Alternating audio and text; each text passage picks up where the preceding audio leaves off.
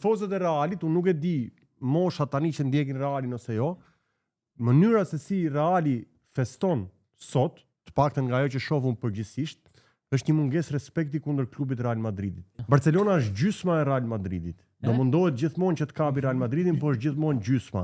Po futu shif dhe shikon, a del apo s'del kjo që thashun. Një klub që ka mbi 100 trofet fituar në histori, që ka 15 Champions League, që ka pasur gjithë lojtarët thuajse më të mirë që ka njohur historia e futbollit, paktën 70-80%. Të festoj kundër një Barcelone dhe të merret kundër një fëmijë që akoma duhet jetë me lodra dhe nuk ka mësuar briskun. Dhe çuna nga 30 Europë fëmia. Më le ta mbaroj të lutem. Me çuna nga 30 vjeç, saç është 30 ca vjeç, saç është Carvajal që është kapiteni dhe Courtois që është një moshë e madhe. Një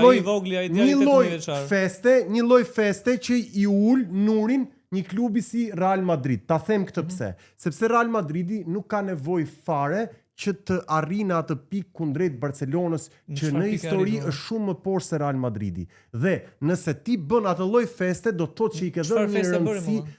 Festa dallohet. Festa vazhdojnë fush dhe mbarojnë në rrjetet sociale pambarimisht.